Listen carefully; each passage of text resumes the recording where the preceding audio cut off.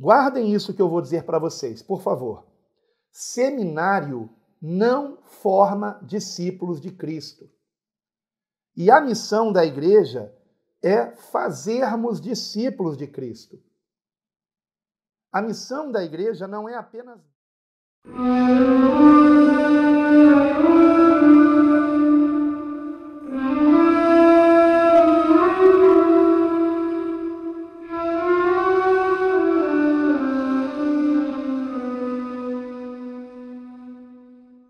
Vamos então dar seguimento ao nosso discipulado, formando discípulos de Cristo. Eu quero lembrar, queridos, que esse discipulado, ele é específico para a formação de novas congregações unidas ao nosso ministério. Então, cada um de vocês que está aqui participando desse discipulado, está participando porque, com exceção do pastor Álvaro, né, que já pastoreia uma igreja do nosso ministério, mas com exceção do pastor Álvaro e irmã Edna, os demais irmãos estão para formar ou já formando congregações, cada um na sua cidade, unido ao nosso ministério. Nós temos aqui várias cidades representadas por cada um de vocês, e inclusive a mais recente agora é Itapetininga, né? Através da nossa irmã Patrícia, que aqui está, também participando. E nós queremos então aqui lembrar, irmãos, que esse é um discipulado para evitarmos problemas com a formação de novas congregações. E como eu tenho alguma experiência já de alguns anos com essa missão de formarmos congregações unidas ao nosso ministério, Igreja Bíblica Cristã, evidentemente que eu já sei que podem acontecer certos problemas que podem também ser evitados se nós nos anteciparmos a eles. E esse é o propósito do nosso discipulado. Amém? Então, nós já tivemos aqui 3 discipulados anteriores a esse. O primeiro deles, vinho novo em odres novos. O segundo, o templo onde Deus habita. E o terceiro, a igreja ou as igrejas. Caso alguém não tenha assistido um desses discipulados anteriores, ou até mais de um, é importantíssimo que assistam, por favor. Importantíssimo. Porque nós estamos seguindo uma ordem lógica, uma sequência que precisa ter o ensinamento anterior para que o próximo ensinamento seja compreendido. E hoje, o ensinamento de hoje é a respeito da missão da igreja. Qual a missão da igreja? E eu vou compartilhar com vocês hoje um PDF que eu tenho preparado desde 2021, mais especificamente desde setembro de 2021. Eu vou compartilhar com vocês em cada grupo, e quando esse vídeo for também para o YouTube, no canal A Deus Toda a Glória, eu também pretendo colocar na descrição do vídeo o link para se baixar esse PDF. É um PDF pequeno, tá? É um PDF que, deixa eu mostrar aqui para vocês.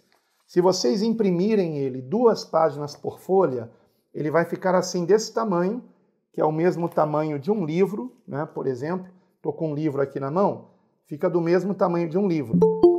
Só um instante. Ah, que bênção! Está entrando aqui também nossa irmã Andréia, de Juiz de Fora. Glória a Deus. E é a irmã que vai hoje encerrar com a Deus Toda a Glória, hein?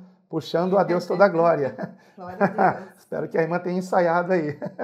Seja bem-vinda, irmã. Amém. Esperamos em breve ver vocês, tá? Amém.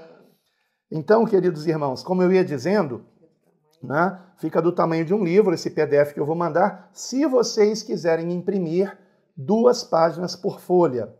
Se for 1 página por folha, vai ficar grandão assim, ó. Deixa eu mostrar aqui para vocês. Tem mais alguém entrando. Nossa irmã Denise também está entrando aqui, glória a Deus. Nossa irmã Denise, graças a Deus. Estava sentindo a falta aqui da irmã e do seu esposo. Sejam bem-vindos, glória a Deus, graças a Deus. Graças a Deus. Então, queridos irmãos... problema técnico no aparelho, mas já consertou. Glória a Deus, amém. Amém. Então, prosseguindo aqui, né, como eu ia dizendo, vocês podem imprimir esse PDF que eu vou mandar para vocês. Imprimindo 2 páginas por folha, ele vai ficar do tamanho de um livro, assim. Se vocês imprimirem 1 página por folha, ele vai ficar gigante, assim, ó, desse tamanhão, tá? Tamanho aqui, grande de uma folha, né? Tamanho de um papel A4. Pode imprimir 2 páginas por folha, cortar no meio e grampear, como eu fiz aqui, tá? Para ficar menor. O título é A Missão da Igreja. Eu vou compartilhar com vocês nos grupos, hoje ainda, assim que acabar essa nossa videoconferência. Para quem não está em um grupo, como é o caso, por exemplo, da nossa irmã de Itapetininga, né? Como é o caso também da nossa irmã de Juiz de Fora, eu vou mandar para vocês, tá? Vou mandar diretamente para vocês, tá bom? Essas irmãs, para quem não entende por que não estão em grupo, é porque nas cidades que elas moram ainda não há um número de irmãos para a formação de uma congregação. Porém, são pessoas que estão em contato conosco há muito tempo, não somente elas, mas a família também, e graças a Deus, né, que há uma identificação e nós estamos também procurando dar esse amparo para a glória de Deus. Então vamos lá. Antes de entrar no PDF propriamente dito e na leitura bíblica que antecede o PDF, eu queria então só lembrar sobre o nosso ministério, Igreja Bíblica Cristã. Eu vou tentar compartilhar com vocês aqui a tela do meu computador. Deixa eu me lembrar como que se faz isso. Ah, tá, a tela inteira. Eu vou apresentar para vocês aqui a tela do computador e colocar o site da igreja, tá? Então, só um instantinho. Pronto, coloquei aqui o site da igreja, eu espero que vocês estejam vendo. Esse é o site do nosso ministério, Igreja Bíblica Cristã. Aqui no site da igreja, clicando no botão do menu que fica à direita em cima, e lembrando que o site é igrejabiblicacristã.org, clicando aqui no menu, nós vamos para Conheça-nos. Temos 3 aqui categorias: Conheça-nos, Edifique-se e Envolva-se. Em Conheça-nos, nós temos os endereços das igrejas e nós temos a segunda opção, Sobre Nós, e é onde eu vou clicar aqui agora. Sobre Nós. E aqui nós temos um versículo: Vós sois o corpo de Cristo e seus membros em particular. E, primeiramente, quem somos? Então, eu gostaria de ler isso aqui para vocês. Queria pedir que vocês prestem o máximo de atenção, por favor. E assim está escrito: Não somos uma denominação evangélica, mas um ministério que procura congregar discípulos de Jesus Cristo em igrejas bíblicas. E aí nós temos aqui um asterisco, que eu já vou ler para vocês o que ele está dizendo. Então, repetindo: mas somos um ministério que procura congregar discípulos de Jesus Cristo em igrejas bíblicas que compartilham da mesma fé em Deus, missão cristã e visão do Evangelho, as quais estão unidas neste ministério, chamado Igreja Bíblica Cristã, apenas pelo vínculo do amor e por compartilharmos da mesma doutrina, proposta e princípios bíblicos, e não por qualquer vínculo jurídico institucional. E daí, nós então temos aqui sobre a nossa fé, nossa missão cristã e nossa visão do Evangelho. E em relação a esse asterisco aqui sobre igrejas bíblicas, o que nós temos escrito aqui embaixo é o seguinte: por igrejas bíblicas, entenda-se o que a Bíblia define ser a igreja.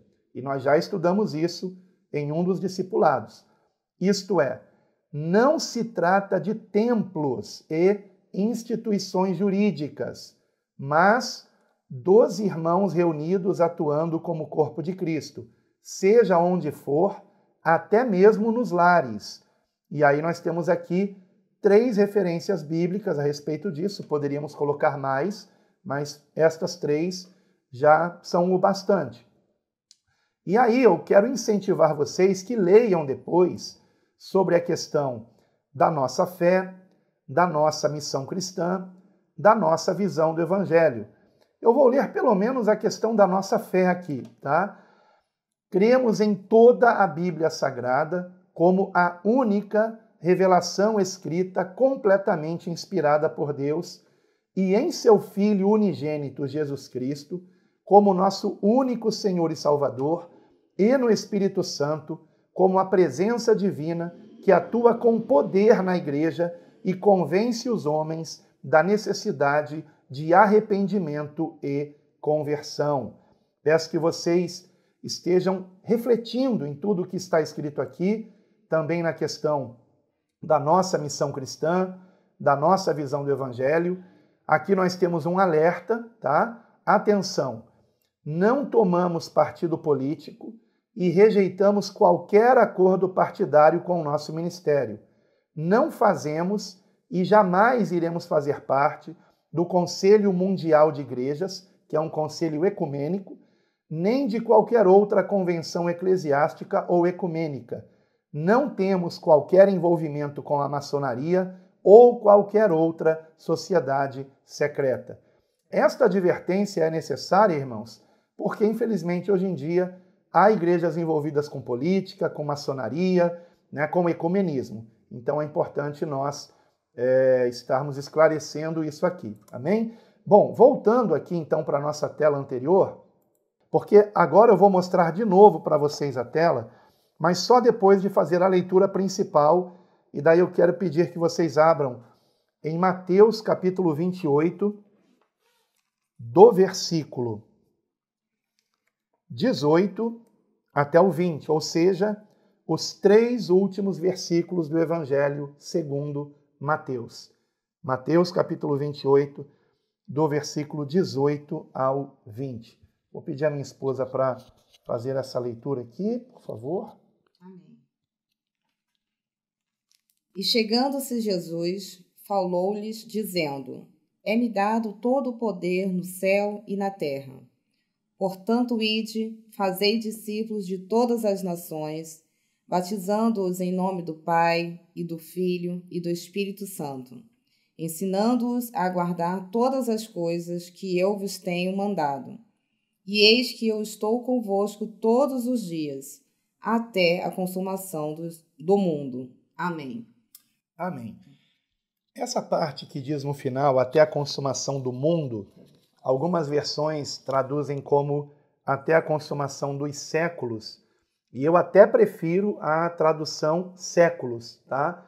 Porque essa palavra traduzida às vezes como mundo e às vezes como século é uma palavra grega aion, ou aion, que significa um longo período de tempo, um período de tempo muito grande, caracterizado por algo, né? Então, por exemplo, o tempo antes do dilúvio foi uma outra era, foi um outro aion, e nós estamos em outro aion agora, em outra era. E o Senhor disse que estará conosco até o final, ou até a consumação desta era. E como eu disse, algumas versões traduzem como séculos, mas enfim, até o fim dos tempos, que é outra tradução possível também. Amém? Evidentemente, sabemos que no final desta era, este mundo será também, como diz a palavra, destruído como foi no tempo do dilúvio, né? Antes por água e agora, não muito depois dos nossos dias, por fogo, porque os sinais estão se cumprindo e sabemos que estamos muito próximo desse acontecimento. E que o Senhor então fará novos céus e nova terra, onde habitará a justiça para sempre, e nós estaremos para sempre com o Senhor, com corpos transformados. Carne e sangue não herdam o reino de Deus, como diz a palavra de Deus. Então, em corpos transformados. Esta passagem que nós acabamos de ler em Mateus capítulo 28, do versículo 18 a 20, é muito importante porque se trata da missão da igreja. E, queridos, muito provavelmente vocês já ouviram falar a respeito deste texto, bem como também do texto em Marcos, capítulo 16, versículos 15 e 16. Muito provavelmente vocês já ouviram falar desses dois textos como a grande comissão. A grande comissão. Será mesmo que a igreja tem cumprido esta comissão? Ou será que tem sido uma grande omissão? Eu até fiquei tentado a colocar o título desse nosso discipulado como grande comissão ou grande omissão, porque ultimamente, infelizmente, tem sido mais uma omissão do que a obediência a um comissionamento que o Senhor nos deixou. E que comissionamento é este, irmãos? É o que nós vamos hoje ver aqui de um modo mais detalhado, tá? Eu quero então compartilhar com vocês, por favor, a tela do meu computador novamente, para mostrar esse PDF, né, que é o PDF A Missão da Igreja. A Missão da Igreja. E um subtítulo: para as congregações formadas pelo projeto Quero Congregar, a fim de não perdermos o foco da nossa missão em Cristo. E aí nós temos o versículo que nós lemos, né, na próxima página, que é Mateus 28, de 18 a 20, e eu também coloquei aqui Marcos 16, versículos 15 e 16. Deixa eu aproximar um pouquinho mais, que acho que vai ficar melhor para vocês verem. Aproximar um pouco mais ainda, pronto. E disse-lhes: ide por todo o mundo, pregai o evangelho a toda criatura, quem crer e for batizado será salvo, mas quem não crer será condenado. Bem, como vocês devem saber, um evangelho complementa o outro. Então não se trata de o que Jesus disse. Será que Jesus disse o que está em Mateus 28, 18 a 20? Ou será que Jesus disse o que está em Marcos, capítulo 16, 15 e 16? Ele disse as duas coisas. Eu até não incluí aqui a parte do estes sinais acompanharão os que crerem, porque não se trata do foco do nosso discipulado de hoje. Mas o que eu escrevi aqui é o seguinte: os versículos acima são as orientações do Senhor para os seus discípulos antes de subir à destra do Pai. Trata-se da chamada Grande Comissão, em cujas palavras concentra-se a missão da igreja. Esse comissionamento do Senhor pode ser reunido num só texto, como veremos a seguir, a fim de facilitar a compreensão da nossa missão.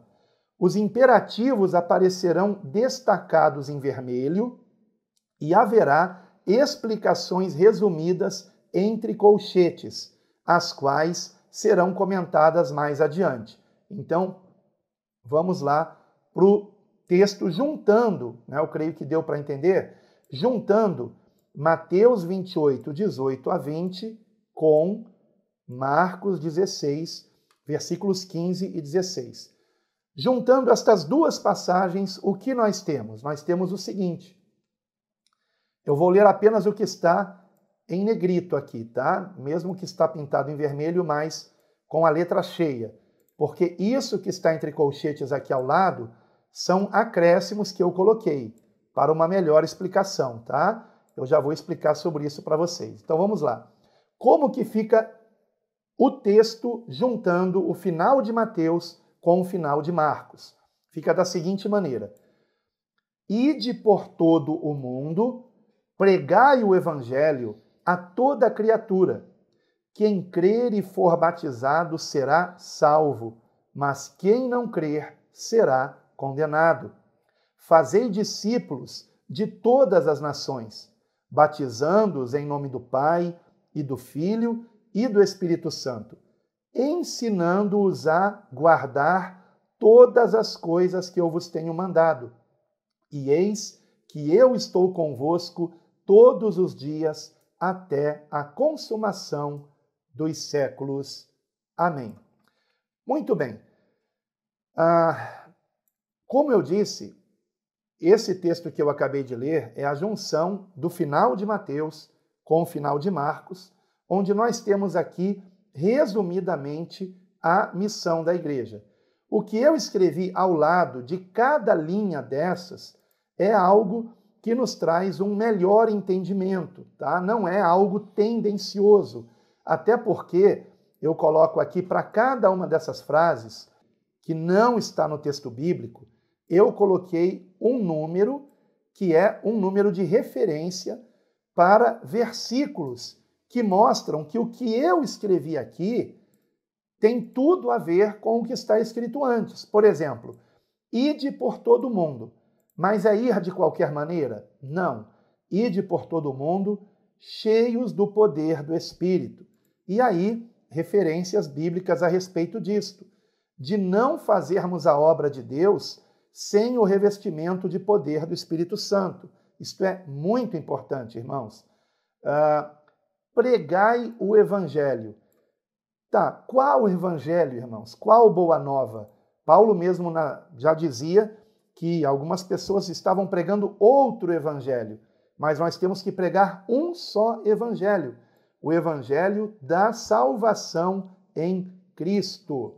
Não é o evangelho da satisfação em Cristo, como hoje, infelizmente, muitas instituições religiosas ensinam, como se Jesus tivesse morrido na cruz para nos dar satisfação nesse mundo, né?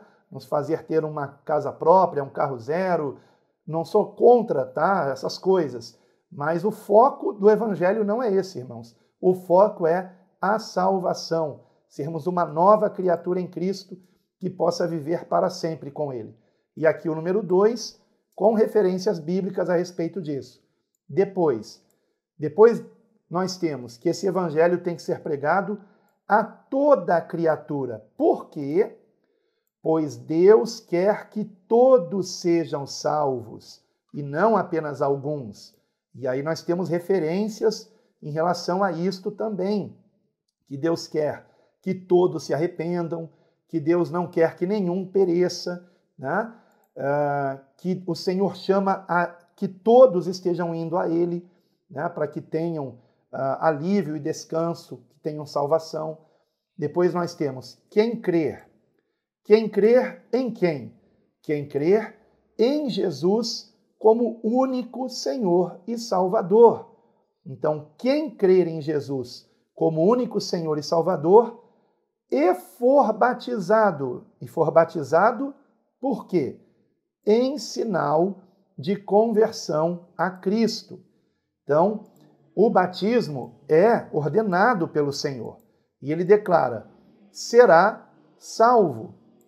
Mas será salvo pelo quê? Pelo batismo? Não. Pela graça por meio da fé. E aí temos também vários versículos sobre isso. Mas quem não crer será condenado. Por quê? Porque Jesus veio condenar? Claro que não. Pois condenado já estava em seus pecados. Agora notem que interessante. Ao mesmo tempo que o Senhor Jesus diz, quem crer e for batizado será salvo, ele também, ao declarar, quem não crer, ele não acrescenta e não for batizado, porque não é o batismo que salva. Então, há pessoas que creram, mas que não deu tempo de serem batizadas e foram salvas.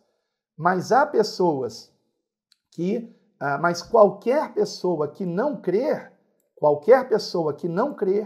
será condenada. Por quê? Pois condenada já estava em seus pecados. E aí várias referências sobre isso também. Prosseguindo. Fazei discípulos. Mas discípulos de quem? Não de Alan Capriles e nem de qualquer outro irmão em Cristo, mas discípulos do Senhor Jesus Cristo, amados. Então, aqui referências também em relação a isso. Hoje vocês já devem, hoje em dia, né, nós ouvimos algumas pessoas dizerem que é discípulo de alguém. Todos nós, irmãos, aprendemos com alguém, mas temos que ser discípulos de um só, que é de Cristo. Ele é a cabeça do corpo, que é a igreja. Discípulos de todas as nações, ou seja, sem acepção alguma, batizando-os, e aí nós temos em nome do Pai e do Filho e do Espírito Santo. Existem pessoas que dizem que em nome do Pai, do Filho e do Espírito Santo teria sido um acréscimo em Mateus 28:19. Isto não é verdade, e eu já tenho provado isso com diversos vídeos que eu tenho ensinado no canal A Deus Toda a Glória. Inclusive, quando esse vídeo for para o ar, vai aparecer aqui em cima o link da playlist. Eu já tenho 4 ou 5 vídeos gravados a respeito disso, tá? Não há manuscritos que não contenham em nome do Pai e do Filho e do Espírito Santo. Até nos manuscritos em aramaico ou siríaco da Peshita está escrito. O que eu acrescentei aqui? Que esse batismo tem que ocorrer sem procrastinação, ou seja, sem demora. Se a pessoa se arrependeu dos seus pecados como sinal de verdadeira fé em Cristo, compreendendo que Ele é o único Senhor e Salvador, não há porquê nós não batizarmos essa pessoa, tá? O ensinamento vem depois da questão do discipulado.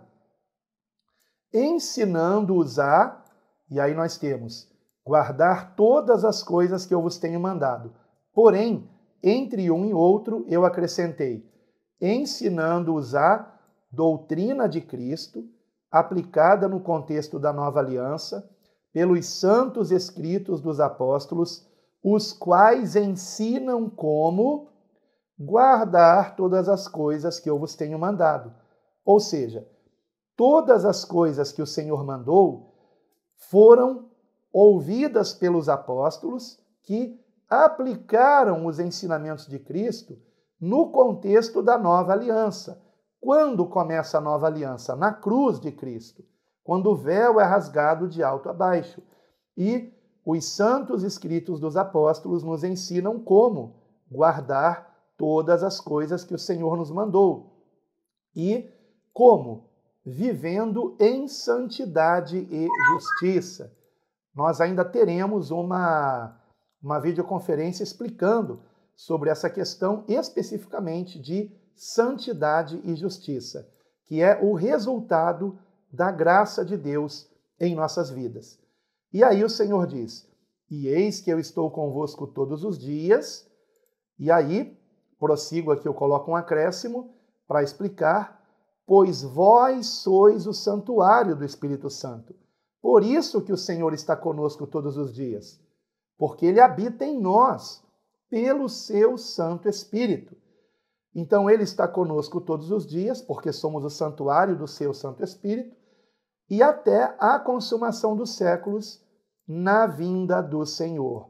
Então, vejam como eu preferi aqui a tradução dos séculos do que do mundo, né? Porque o termo grego aion tem mais a ver com período de tempo do que com algo físico, como a Terra, por exemplo, né?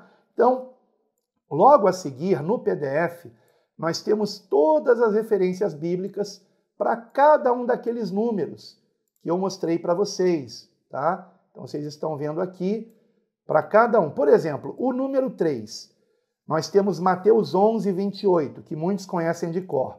Vinde a mim todos que estão cansados e oprimidos, e eu vos aliviarei. O Senhor Jesus disse, vinde a mim todos, todos.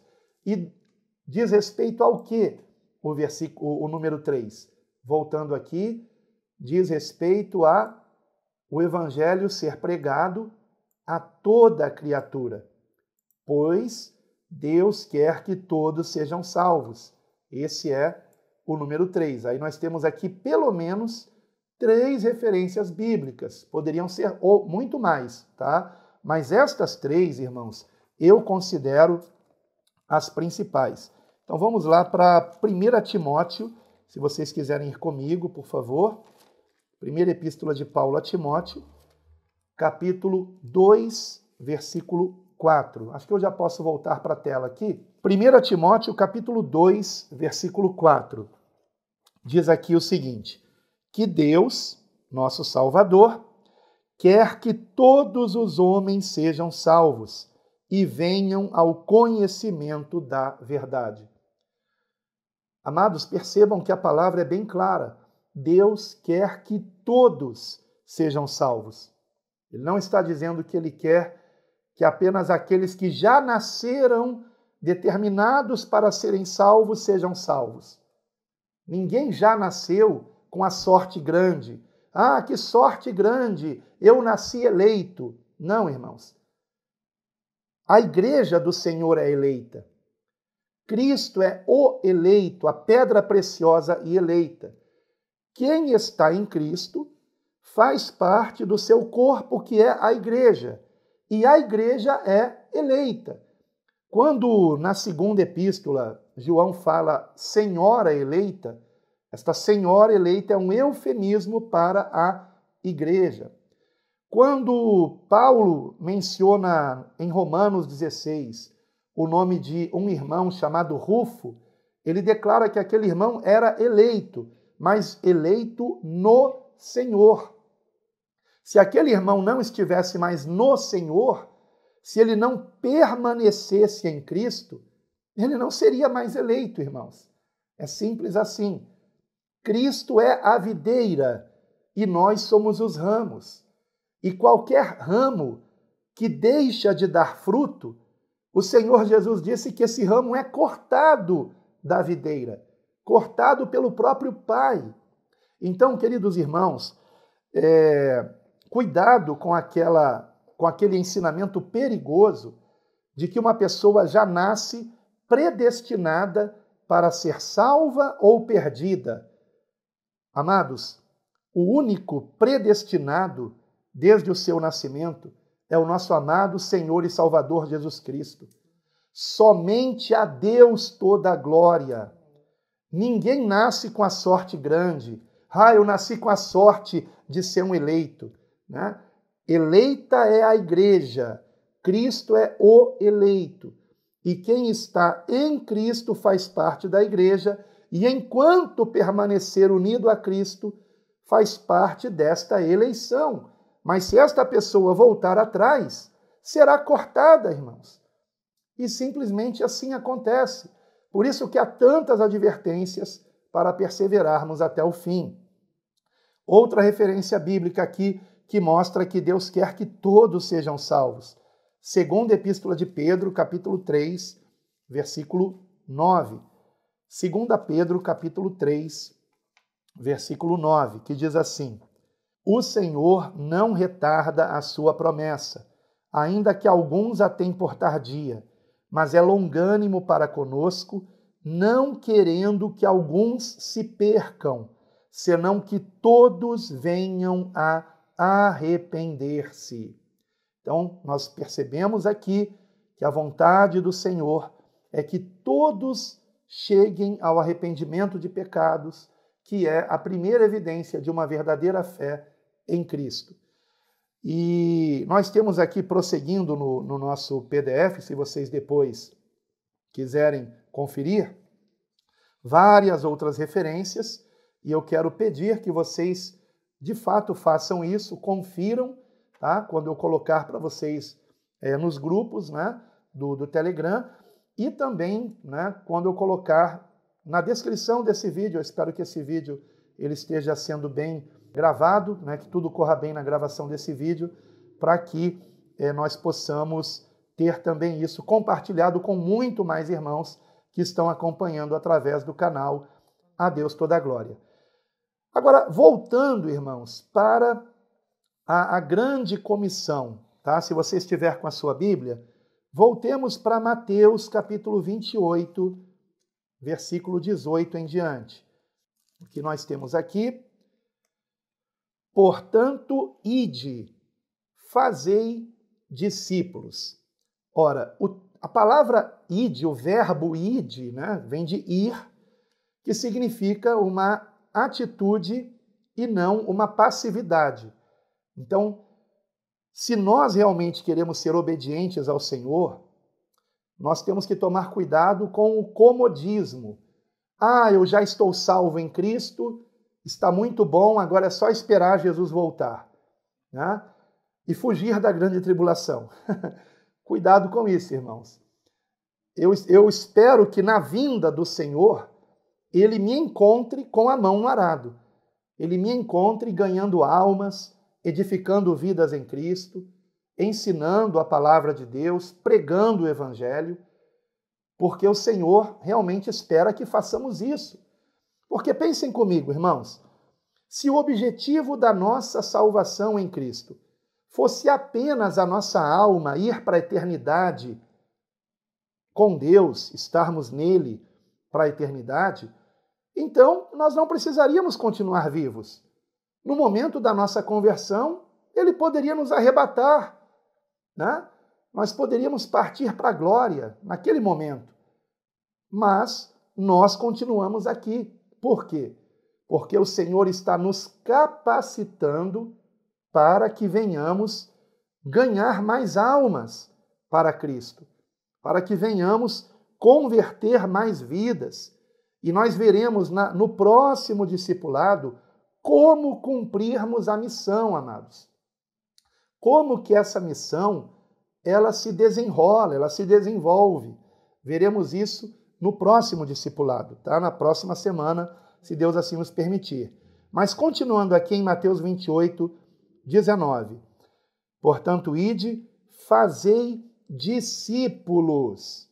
Fazei discípulos. E aqui está, irmãos, um grande erro que muitas instituições religiosas cristãs cometem, tá?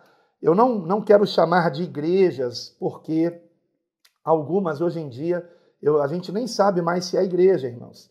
Parecem mais empresas, cujo único interesse é financeiro. E essas instituições, elas confundem discipulado com seminário, por exemplo. Seminário. Esse livro aqui, por exemplo, que eu mostrei aqui, dando um exemplo, né, do tamanho de um livro, ele não estava do meu lado por acaso. Eu já havia planejado mostrar para vocês. Não é porque eu queira recomendar, comprem esse livro. Não. É porque esse livro aqui, ele é geralmente a base para muitos seminários em diversas denominações evangélicas, tá? Diversas. Porque ele contém exatamente a maioria dos módulos do seminário básico, do básico do seminário. E quais são esses módulos, né? O primeiro deles sobre as Escrituras, depois sobre Deus, depois sobre os anjos, o homem, o pecado, o Senhor Jesus Cristo, a expiação, a salvação, o Espírito Santo, a igreja e as últimas coisas. Então aqui nós temos pelo menos 11 matérias de seminário, tá? De seminário. Porém, quem estuda isso aqui, então se você ler um livro desse, é como você fazer um seminário. Claro, você não vai ter um professor ali te ensinando fisicamente ou online, mas você vai poder conferir na sua própria Bíblia o que está sendo dito aqui. E não há nada de errado escrito aqui, tá? Que eu me lembre, tudo que está aqui está correto. Porém, estudar isso aqui, que eu acabei de mencionar, não é um discipulado, irmãos. Tá? Não é um discipulado. Guardem isso que eu vou dizer para vocês, por favor. Seminário não forma discípulos de Cristo. E a missão da igreja é fazermos discípulos de Cristo. A missão da igreja não é apenas batizar em nome do Pai, do Filho e do Espírito Santo, mas ensinar as pessoas que são batizadas. Quando eu disse que o batismo não pode demorar, é porque a primeira coisa que nós temos que ensinar é o Evangelho, irmãos. E o Evangelho se trata da graça de Deus em Cristo, ou seja, da oportunidade que Deus está dando a todos, a todo mundo, de que, pelo arrependimento de pecados, como primeira evidência da nossa fé em Cristo, nós recebamos o perdão de Deus e o poder de Deus pelo seu Santo Espírito para que venhamos agora viver em novidade de vida. Ou seja, não mais vivermos egoisticamente para nós mesmos, mas agora vivermos para a glória de Deus. Isto é o Evangelho. Sem Cristo, todos nós perecemos. Mas Deus amou o mundo de tal maneira que deu o seu Filho unigênito para que todo aquele que nele crê não pereça, mas tenha a vida eterna. Eu tenho no canal A Deus Toda a Glória uma aula, né, que eu dei, não me lembro quantas, irmãos, não me lembro se foram 4, 5, enfim, sobre o verdadeiro Evangelho. Isso já tem tempo a beça. E esse ensinamento que eu dei sobre o verdadeiro Evangelho, ele é totalmente baseado neste versículo que eu acabei de proferir agora. João 3, versículo 16. Repetindo, Deus amou o mundo de tal maneira que deu o seu Filho unigênito, para que todo aquele que nele crê não pereça, mas tenha a vida eterna. Eu creio que eu já expliquei aqui que o sentido bíblico de crer não é apenas sinônimo de se acreditar. Eu sei que na língua portuguesa, crer, se você procurar no dicionário de sinônimos e antônimos, o sinônimo de crer é acreditar. Só que, biblicamente falando, crer não é apenas acreditar. Crer é também nós nos comprometermos com o alvo da nossa fé e nós confiarmos nesta pessoa em quem nós estamos crendo. Portanto, há muitas pessoas hoje que dizem crer em Jesus, mas não confiam em Jesus para a sua salvação. Elas acham que elas precisam fazer alguma coisa para serem salvas. E nisto elas estão pecando.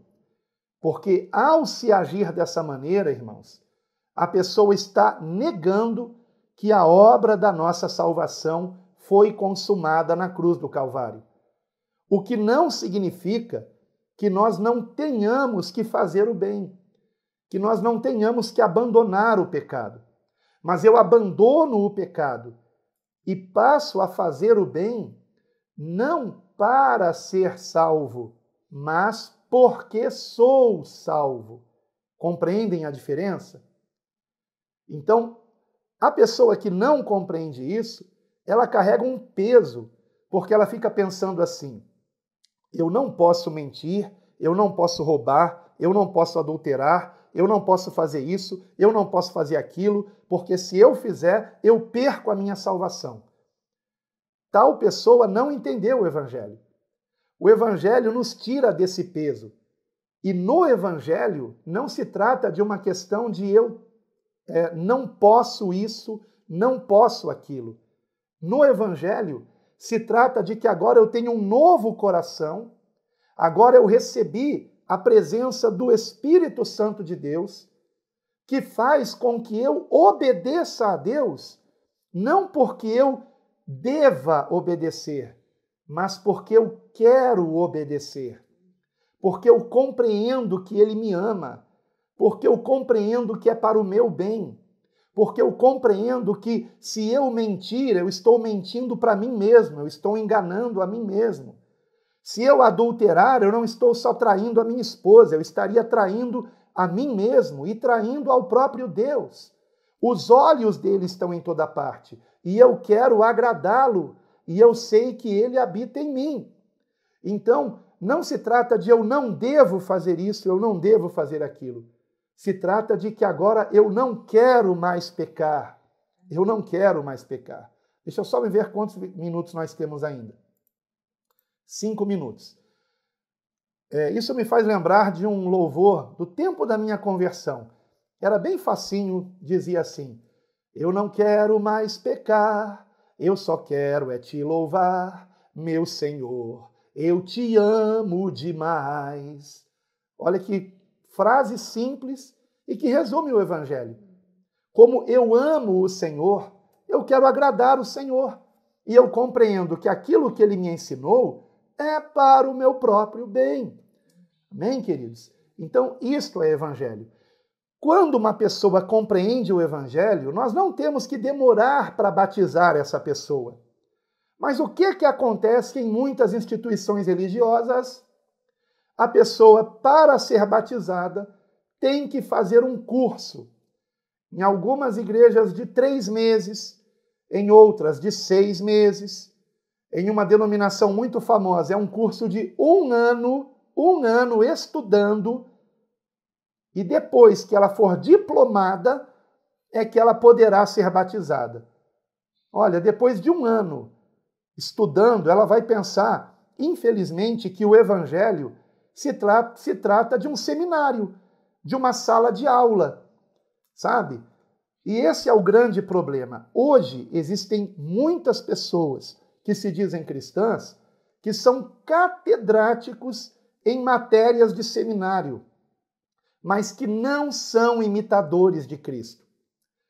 Quando as pessoas me perguntam se eu tenho algum seminário para indicar, a minha resposta é: o seminário que eu indico é aquele que o primeiro módulo de 3 meses, geralmente os módulos duram 3 meses, o primeiro módulo seja sobre humildade.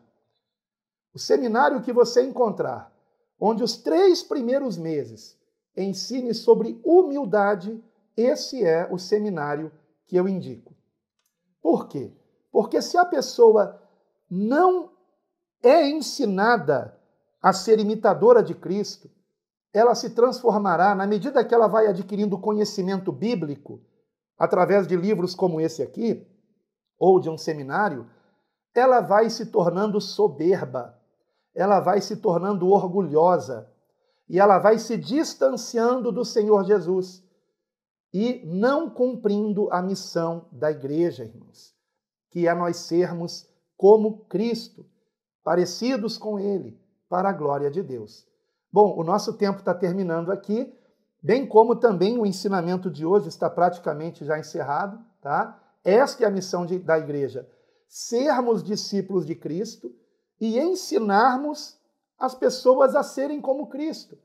E no próximo bloco, nós podemos comentar aqui sobre alguns ensinamentos de Cristo que não são ensinados ou raramente são ensinados na maioria das igrejas, a começar pela questão da humildade, né?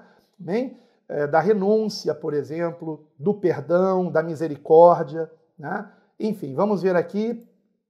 Tenho só 2 minutinhos, então vou fazer assim, eu vou encerrar agora a nossa videoconferência e daqui a 3 minutos, que dá tempo de vocês beberem uma água, ir ao banheiro, daqui a 3 minutos a gente volta. Glória a Deus. Bem, queridos irmãos, acho que agora todos já retornaram, né? Nós teremos mais 25 minutos no máximo, para nós concluirmos aí até no máximo às 22 horas. E eu gostaria de dar esse momento oportunidade para alguma pergunta. Eu queria pedir perdão, né? Não há oportunidade para comentários. Eu sei que todos vocês poderiam comentar, né, alguma coisa, mas aí nós não teríamos como dar oportunidade para os irmãos tirarem alguma dúvida. De tudo que foi dito até agora, não apenas em relação a este ensinamento de hoje, mas também dos outros 3 discipulados. Alguém gostaria de tirar alguma dúvida? Fique à vontade. Você pode tanto apertar o botãozinho aí de levantar a mão, ou então abrir o microfone e fazer uma pergunta, né? Ou está tudo indo bem, os irmãos estão entendendo? A Chayla levantou a mão. Fique à vontade, irmã. Tem que abrir o microfone. Ah, sim. Abra o microfone primeiro, Tem que clicar na tela e clicar no... Isso, pronto, agora abriu. Tá me ouvindo? Sim, estou ouvindo bem. Pode falar, irmã. O senhor falou que a gente não tem que ter pressa para poder batizar os irmãos, né? Mas é necessário algumas exigências. Por exemplo, tem que estar casado no papel, esse tipo de exigência, né?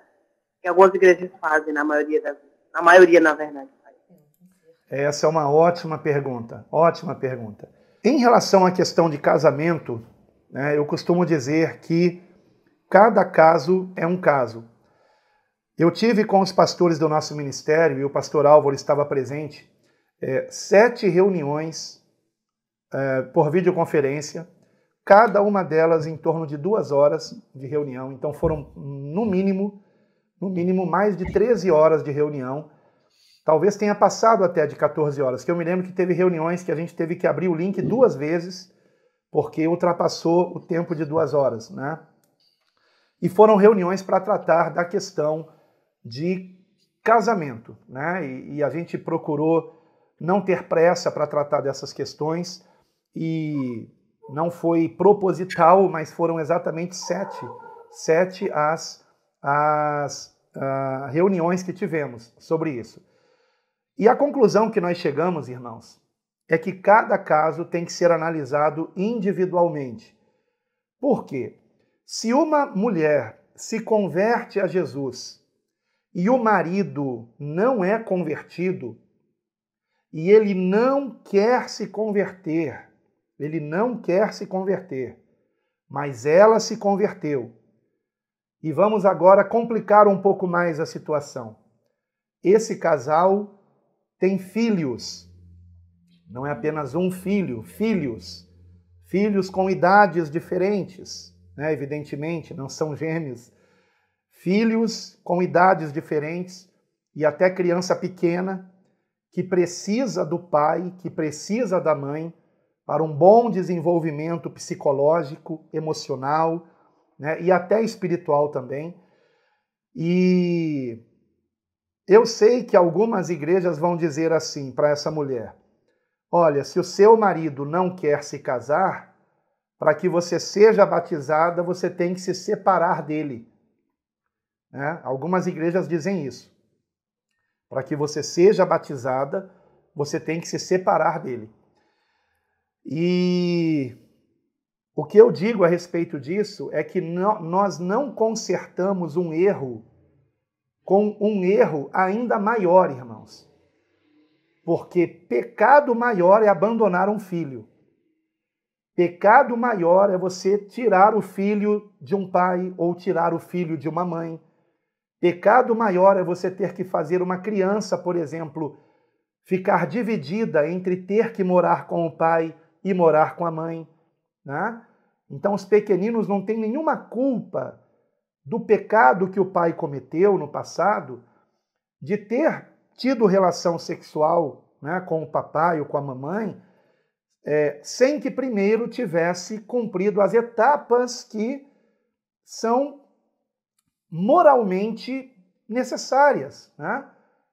Período de namoro, período de noivado, casamento, em cartório, né, também, assumindo um compromisso com aquela pessoa, porque é muito fácil se romper um matrimônio quando não há um documento assinado. Né? Infelizmente, muitos usam esse argumento para se separarem. Ah, nunca fui casado, então posso separar.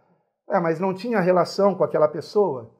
Então era casada, entre aspas, né? Havia um compromisso, havia uma situação de matrimônio, embora não houvesse o papel de cartório. Então, o que eu costumo dizer é que cada caso é um caso e cabe ao pastor de cada congregação, não cabe a mim.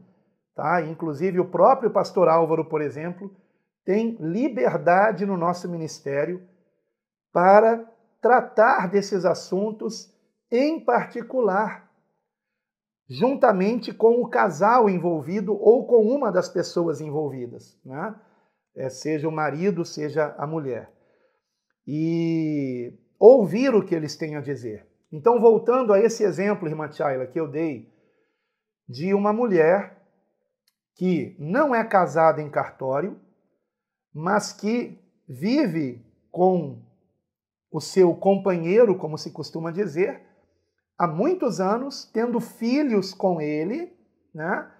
Ela se converteu, mas ele não se converteu e não quer se converter.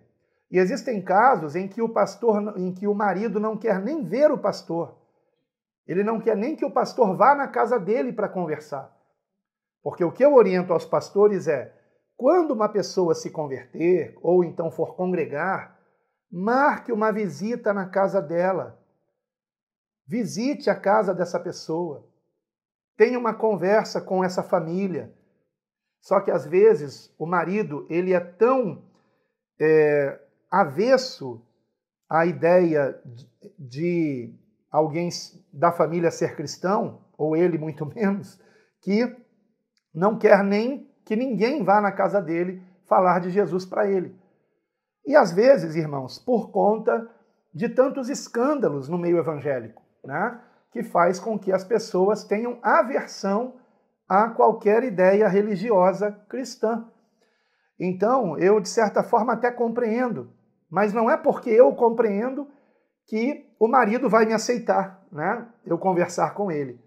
Então, por exemplo, nós já tivemos situação assim, quando eu pastoreava localmente, né, pastoreei em São Gonçalo por 19 anos, congreguei lá por 20 anos, porque o último ano do meu ministério lá eu já tinha passado o pastorado local e estava completamente dedicado ao projeto Quero Congregar. E ao longo do meu ministério, eu me lembro do caso de uma irmã que congregava em uma outra igreja, que eu não vou falar o nome, tá? Porque não é o caso. Nós não estamos aqui, irmãos, dizendo que somos melhores que os outros. Nós só queremos um compromisso com a missão da igreja, irmãos. Sabe? De nós sermos discípulos de Cristo. Simples assim. E não tem como eu tratar disso sem que, às vezes, eu aponte situações como essa que eu vou contar agora. Essa senhora, já uma senhora mesmo, avó, bisavó não, né? Só avó, né? Avó, bisavó não, só avó. Devia ter que idade, amor, quando ela foi congregar com a gente? Uns quase 70, né?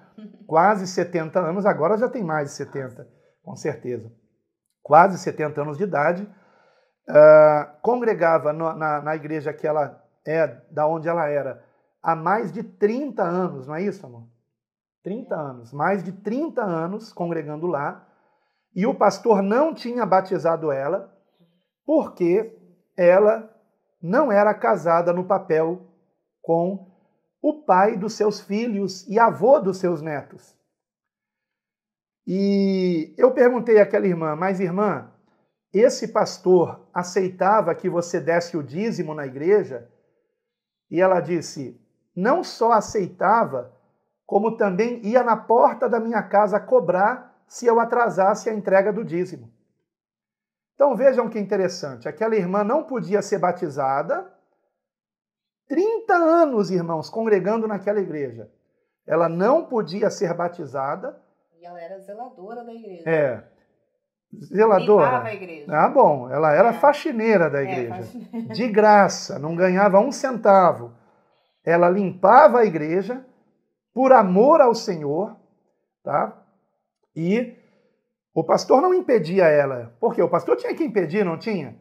Peraí, irmã, a senhora não faz parte da igreja, a senhora não foi batizada. Nós ainda vamos ter um discipulado sobre batismo especificamente, sobre essa questão do batismo especificamente. E então, eu disse, mas que interessante, irmã. Quer dizer que a irmã serve para limpar a igreja de graça, sem ganhar um centavo. A irmã serve para dar o dízimo, inclusive quando não dá, o pastor vai na sua casa cobrar. Mas no dia da ceia, o diácono ou diaconisa passa direto pela irmã e não lhe dá o pão e não lhe dá o cálice, porque a irmã não pode ser batizada. Aí eu lhe pergunto, irmã, você não pode ser batizada, mas você pode dar dízimo? Por que você pode dar dízimo, mas não pode ser batizada? Por que você pode limpar a igreja sem cobrar nada e não pode ser batizada? Né? E aí o que nós fizemos? Eu fui conversar com o marido dela realmente não queria se converter, não estava aberto para o Evangelho, né? E nós dizemos, irmã, a salvação é individual, individual. Então, irmã, nós vamos lhe batizar e orar para que um dia o seu marido se converta. Então, eu não sei se eu consegui responder a pergunta da nossa irmã. Agora, cada caso é um caso. Que ninguém diga, o pastor Alan está dizendo que podemos batizar alguém que não é casado. Não estou dizendo isso não, irmãos. Eu estou dizendo que cada caso é um caso. Um outro exemplo. Certa vez, um irmão e uma irmã me procuraram no final do culto para pedir que eu orasse pelo namoro deles. E aí eu fiquei surpreso. Eu falei, eu não sabia que vocês estavam namorando. E eles disseram, não, nós começamos a namorar essa semana. Aí eu falei, tá. E aí eles disseram assim, e queríamos também, pastor, que o senhor orasse lá em casa. Aí eu falei, tá, mas na casa de quem? Na sua casa ou na casa dela? E ele disse, não, na nossa casa, né? Porque nós estamos morando juntos. Eu falei, não estou entendendo, como assim? Nós estamos morando juntos e queríamos que o senhor orasse por nós para que desse tudo certo. Eu falei, peraí, vocês, que Bíblia que vocês estão lendo? Né? Se conheceram na nossa igreja, vejam só. Mas estavam lá há pouquíssimo tempo, né? Pouquíssimo tempo. Se conheceram na nossa igreja, começaram a namorar e foram morar juntos. Né? Porque o rapaz morava sozinho e levou ela para morar com ele. E aí eu disse, olha, vocês estão em pecado, e vocês não podem morar juntos. Vocês têm que se separar. Agora, a ignorância deles era tão grande. Agora, isso, irmãos, aconteceu no início do meu pastorado. Naquela época, eu não tomava o cuidado que eu tomo hoje. Quando alguém vai congregar conosco, né, depois, o que eu passei a fazer? Ir na casa dessa pessoa, conversar com essa pessoa, com a família dela, explicar o Evangelho que nos leva a uma vida de santidade e justiça, ao abandono do pecado. E eu falei com eles e eles não quiseram me dar ouvidos, né? Saíram da igreja e foram procurar uma outra igreja que aceitasse eles nessa situação. Mas esconderam da igreja, né, que tinham se conhecido em outra igreja, ou seja, por isso que o pastor tem que fazer uma investigação, irmãos. Se o pastor da igreja para onde esses dois foram tivesse me procurado para saber o que aconteceu, por que esse casal saiu daí, né, eu teria dito para ele, eu teria alertado, mas isso não aconteceu. Então, é preciso analisar cada caso individualmente. E eu preferi que esses dois saíssem do nosso ministério do que continuarem congregando em pecado, né? Então, que ninguém venha dizer que eu batizo pessoas que não estão casadas, porque não é o caso. Mas existem situações muito complexas que envolvem crianças, que envolvem uma situação onde há um risco até mesmo de, se a mulher deixar o marido fazer uma loucura, como até matar a mulher, ou até matar o próprio pastor, viu? Com raiva, sabendo que foi ele que tirou ela do casamento, né? Então, é isso, irmãos. Cada caso é um caso, tá bom? E a gente tem que analisar com muito cuidado e com oração. Será que alguém tem mais alguma pergunta? Não comentário, que comentário eu sei que todo mundo vai ter e aí a gente não vai conseguir concluir no horário. Mais alguma pergunta? Então, se a pessoa entendeu o Evangelho, ela pode ser batizada, irmãos. Vejam que Filipe batizou o eunuco em Atos capítulo 8, na mesma hora. Eu não vou dizer que foi apenas uma hora de conversa, talvez tenha sido algumas horas de conversa, né? Eles estavam numa estrada. E o que nós vemos aqui? Que Filipe batiza o eunuco, quando o eunuco pergunta para ele assim, em Atos capítulo 8, versículo 36. Indo eles caminhando, chegaram a uma certa água e disse o eunuco: Eis aqui água, o que impede que eu seja batizado? E disse Filipe: É lícito, se crês de todo o coração. E respondendo ele disse: Creio que Jesus Cristo é o Filho de Deus. Eu sei que algumas versões da Bíblia omitem, né, esse versículo 37, irmãos. Tá? É por isso que eu digo, nós temos que usar uma versão que não tenha omissões. Tá?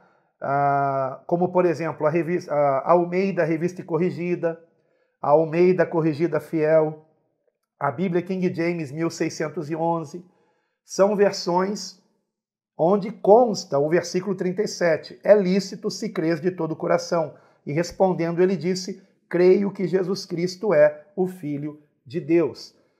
E mandou parar o carro, e desceram ambos a água, tanto Filipe como o eunuco, e o batizou. Amém? A irmã Patrícia, de Tapetininga, levantou a mão. Vai ser um prazer ouvi-la, irmã. Fique à vontade. Pastor,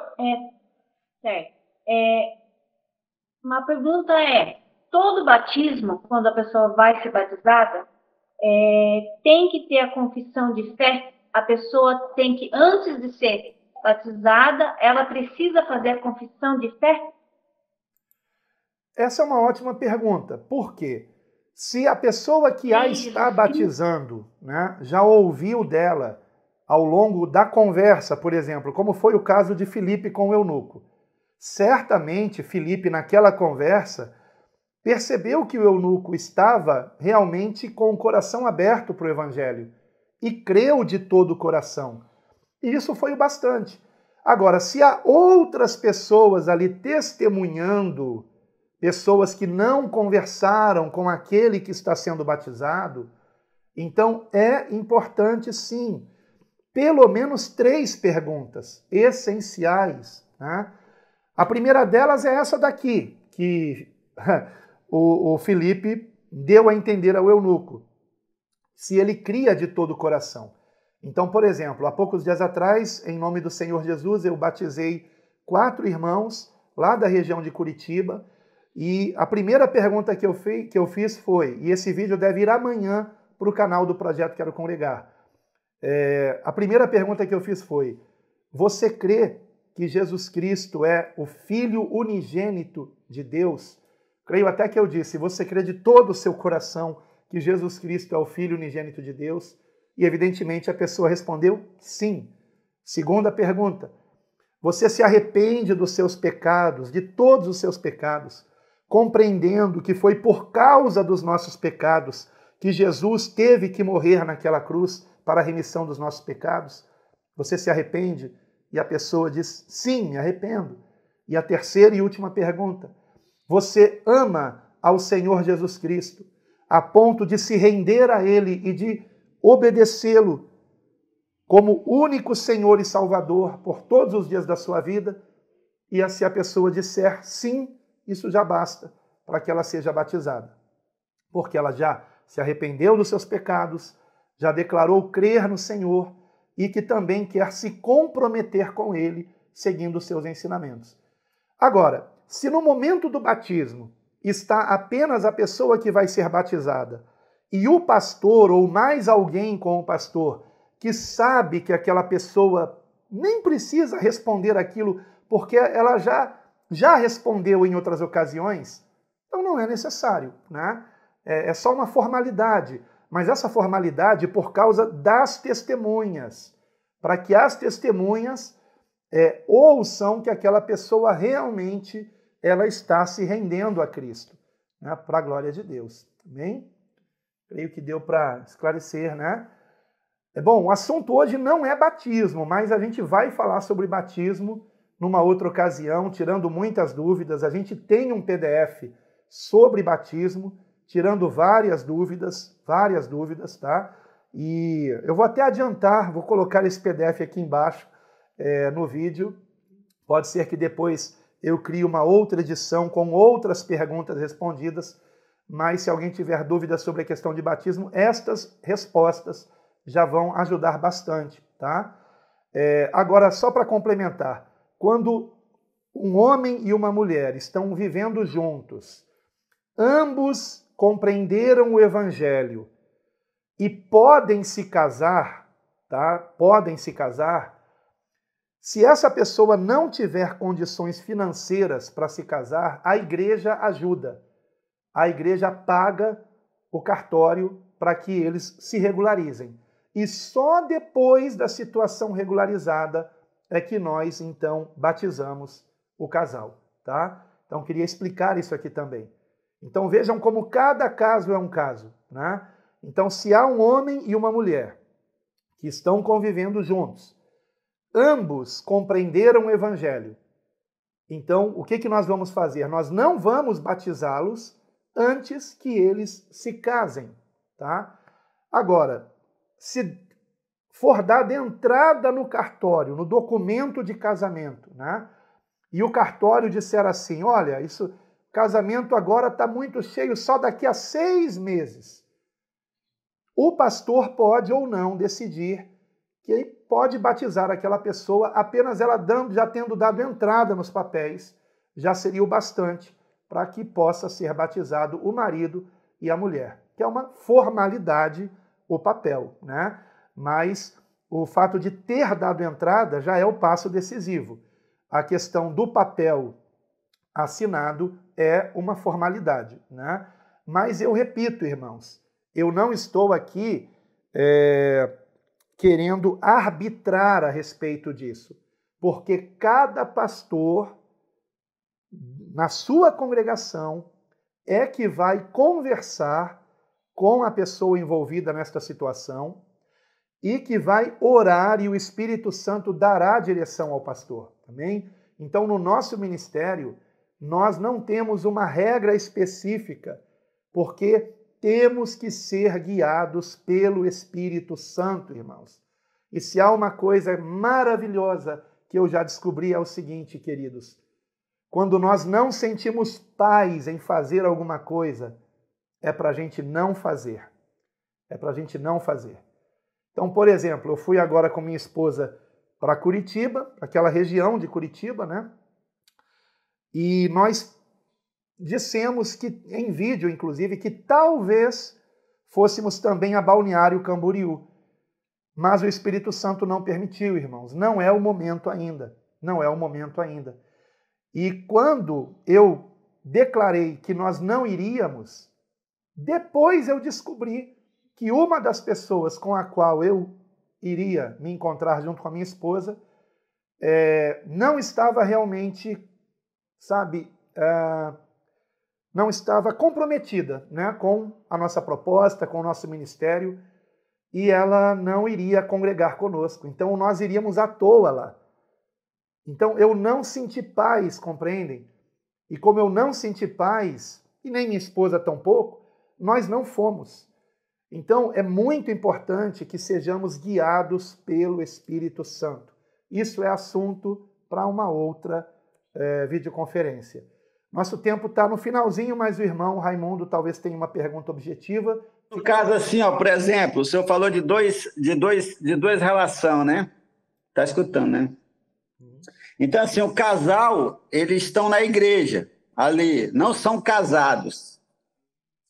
E aí é o seguinte, a igreja, muitas das vezes, comete o erro de achar que, porque estão se relacionando, estão juntos, então existe uma necessidade de casar para que aquilo ali seja uma bênção. Bênção não é um papel. Bênção é as pessoas viverem de fato bem juntos, ser bênção um na vida do outro. Então esse casal, você sente que um deles ali, o camarada, é enrolado. E aí você olha para um lado, olha para o outro, e a pessoa ali, de repente... E aí, como é que vai fazer para abençoar, por exemplo, um desses dois? Porque o que está acontecendo no meio desses dois é o seguinte, uma dessas pessoas foram ministradas pelo Espírito Santo. Nitidamente, a pessoa foi imergida nas águas do Espírito, nitidamente há uma manifestação espiritual sobre a vida dela, e a igreja entende assim que se eles não estão casados, eles logo estão em fornicação. Mas o que é interessante é que dentro desse relacionamento conjugal, dentro desse relacionamento deles dois, porque houve uma ministração, a pessoa foi selada. Aí entra aquele versículo onde Pedro vai falar bem assim, bom, se eles receberam o mesmo Espírito que nós recebemos, como impedir que eles fossem, impedir que eles viessem descer nas águas? Então, assim, no seu caso, eu praticamente dei a resposta do que eu faria, né? Como eu interpreto. Mas no seu caso, porque as pessoas não compreendem isso aí. As pessoas vão falar assim, não, mas como é que está batizando ela, sendo que eles dois, eles dois não são coisa, tem que casar. Mas o pastor, ele olha assim e fala assim, rapaz, eu não vou apressar esse casamento não, meu irmão, porque eu já vi muita gente chegar dentro da igreja e para casar com a irmã ou com o irmão, meu irmão coloca uma lã de ovelha, que é a coisa mais linda do mundo, vem até colorida, tudo perfeitinho. Mas depois que o negócio casa, meu irmão parece que tira um lobo assim, que não tinha um lobo não, tinha uns 2 ou 3 lobos. E aí moral da história, a pergunta é, o que o senhor faria, como o senhor interpreta, onde o senhor vê uma relação dessa, por exemplo, nesse caso aí, que fosse esses dois casal, né? Eles estivessem juntos ali e tal. Não, eles não se conheceram na igreja, eles entraram na igreja juntos. E ali no decorrer da igreja, o senhor olhou para o camarada e falou, rapaz, esse camarada, para essa menina, e como é que eu faço? Só que aí, num determinado momento, essa menina se enche, aí começa a cantar no louvor, a menina vira uma benção e tal, e aí como é que a gente vai esperar? A gente vai esperar eles casar para batizar? Como é que o senhor vê? Claro que o nosso tempo já estourou, né? Mas eu vou só resumir aqui. Se as duas pessoas conhecem o Evangelho, estão lá congregando, chegaram na igreja nessa situação de não estar casada oficialmente, né, legalmente falando, ainda que a Constituição brasileira reconheça que duas pessoas que morem juntas há mais de 2 anos estejam casadas, ainda que a legislação reconheça isso, porque até onde eu sei, a legislação ela tem esse preceito, né, de que a pessoa morando junto há mais de 2 anos, se um deles vier a se separar e for provado que estavam morando juntos debaixo do mesmo teto há 2 anos, tem os direitos, né, de uma pessoa que foi abandonada, digamos assim, ou enfim. Mas o que eu queria dizer é o seguinte, nós temos que evitar toda a aparência do mal, toda a aparência do mal. Então, o pastor, ele precisa, como eu falei, ter uma entrevista com qualquer pessoa que venha congregar. E nessa entrevista ele tem que perguntar, vocês são casados em cartório, tudo direitinho? E se a pessoa disser, olha, nós moramos juntos há anos, entregamos a vida para Jesus, mas nós não somos casados. Então, o que o pastor tem que dizer? Então, vocês têm que se casar. E se vocês não têm dinheiro para se casar, tudo bem. A gente vai levantar essa oferta para vocês se casarem. E nós vamos fazer esse casamento para a glória de Deus. Vamos regularizar essa situação, porque a palavra ordena que nós evitemos toda a aparência do mal. E não é algo bem visto pela sociedade uma falta de compromisso entre um marido e uma mulher, né? Ora, se os dois se amam, por que não oficializar isto? Porque quando se oficializa, olha, uma série de benefícios haverá se, por exemplo, a mulher ficar viúva. Agora, se não houver um documento de cartório de casamento, se o marido morrer, a mulher não recebe benefício nenhum. Ou então, para correr atrás, ela vai ter muito mais trabalho. Então, o casamento em cartório é um ato de amor. É um ato, inclusive, é um ato que comprova um compromisso, né? Então, o pastor não deve dar nenhum tipo de função na igreja para alguém que não seja casado, né? Mora junto? Morar junto qualquer um pode morar. Porque, veja, se a gente aceita uma situação dessa, os filhos dos irmãos, quando começarem a crescer, vão querer fazer igual aqueles 2 jovens lá que eu falei, que vieram pedir que eu orasse por eles, né? Ah, pode morar junto, né? Tá tudo bem. Não, não tá tudo bem. Não tá tudo bem. Tem que casar, tá? Ainda que gaste. Ah, mas isso aí vai dar dinheiro para o governo, né? Que seja. Jesus não mandou pagar os impostos? Temos que cumprir aquilo que é correto, irmãos. Então, esta é a questão, tá? O problema é que tem muito pastor que acaba se deixando levar porque a pessoa tem uma voz bonita e já coloca logo para cantar, né? Às vezes a pessoa nem tem uma vida com Deus, ou então fala a língua que é uma maravilha e aparentemente é alguém cheio do Espírito Santo. Mas não é. Está ali representando. Eu não estou dizendo que não exista línguas, né? Claro que existe, mas não é um espetáculo, né, para ser apresentado. Então, é isso que eu tinha para responder. O nosso tempo se foi. Vamos ter ainda um discipulado sobre essa questão, tá bom? Que eu estou vendo que é um assunto do interesse geral, né? Mas, a princípio, né, a nossa meditação de hoje é sobre a missão da igreja. Vocês compreenderam, irmãos, que a missão da igreja é que se façam discípulos de Cristo, imitadores de Cristo. Só para completar agora, voltando para a palavra, e com isso nós encerramos, Mateus 28, versículo de número 19 e 20. Portanto, ide e fazei discípulos de todas as nações, batizando-os em nome do Pai e do Filho e do Espírito Santo, ensinando-os a guardar todas as coisas que eu vos tenho mandado. Então vejam, ensinando-os a guardar o quê? Todas as coisas que eu vos tenho mandado. E lamentavelmente, irmãos, muitas instituições religiosas não ensinam o que Jesus ensinou. Não ensinam, irmãos. A começar pela verdade. Quanta gente mentirosa se dizendo cristã, que conta uma mentirinha aqui, uma mentirinha ali. Olha, eu fico assustado, porque de vez em quando eu pego mentira, até de gente que recebeu imposição de mão pastoral. É coisa gravíssima. E eu fico me perguntando, misericórdia, será que essa pessoa não tem o temor de Deus, né?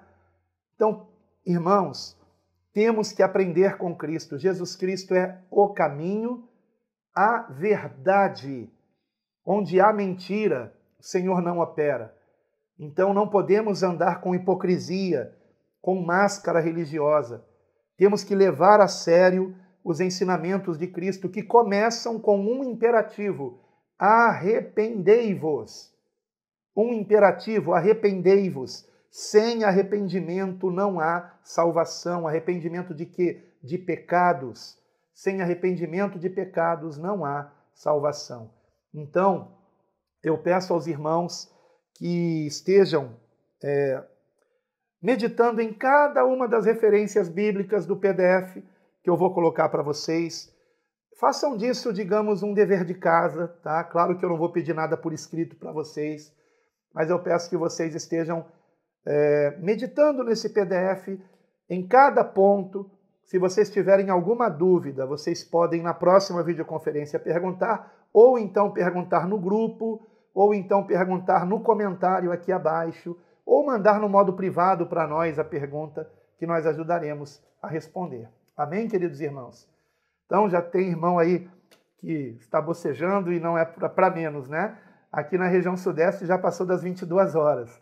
Então a gente tem que concluir, tá bom? Mas foi um grande prazer estar aqui com vocês. Quero convidá-los a orarmos, encerrando. E em seguida a irmã Andréia se prepare para puxar assim, ó. E a Deus toda, e a gente completa com aquele glória no final, tá bom? Mas vamos orar primeiro. Amado Deus, nosso querido Pai, agradecemos a Ti, Senhor, por esse importante ensinamento, Pai.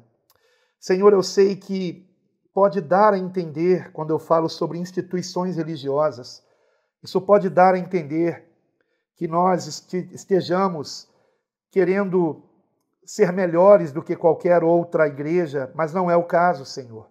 Nós sabemos que há igrejas do Senhor em qualquer denominação evangélica que esteja realmente ensinando que o Senhor Jesus Cristo é o caminho, a verdade e a vida, ensinando arrependimento de pecados, ensinando que precisamos andar em novidade de vida. Sabemos que há igrejas, ó Pai, muitas até, que ensinam esta verdade para a Tua glória. Mas nós aqui, Senhor, sabemos também que se nós não entendermos qual a missão da igreja, nós poderemos nos perder em ensinamentos que não têm nada de prático, que não fazem com que venhamos ter uma vida em santificação e justiça. Então te pedimos, Senhor, que o Teu Santo Espírito nos ajude a compreender que nós temos uma missão a cumprir, fazer verdadeiros discípulos de Cristo, lhes ensinando o que Jesus ensinou, a começar pelo Evangelho, que é apresentar a pessoa de Cristo a estas pessoas que necessitam de conversão, de salvação, e em seguida ensinar-lhes o que Jesus ensinou. Então, Senhor, primeiramente nós temos que ser esses discípulos. Nós temos que querer andar como Jesus andou. Nós temos que querer, ó Senhor, ter uma vida de oração como Jesus tinha, mesmo sendo filho unigênito do Senhor nosso Deus. O Teu Filho amado nos deu exemplo de oração, nos deu exemplo de zelo para com a Tua palavra, nos deu exemplo de fé, nos deu exemplo de amor, nos deu exemplo de humildade, de mansidão, e nós queremos seguir esse exemplo, exemplo de misericórdia, de longanimidade, de verdade, de justiça, para a Tua glória, Pai. Nós te rogamos que o Teu Santo Espírito venha nos transformar em verdadeiros discípulos do Senhor. E assim nós oramos, no nome do Teu Filho amado, nosso único Senhor e Salvador Jesus Cristo, a quem seja toda a honra e toda a glória para todos sempre. Amém. Amém. Glória a Deus. Meus queridos irmãos, agradeço muito por vocês terem permanecido até agora. Peço que todos abram os microfones e que a nossa irmã Andréia, diretamente de Juiz de Fora... E a Deus toda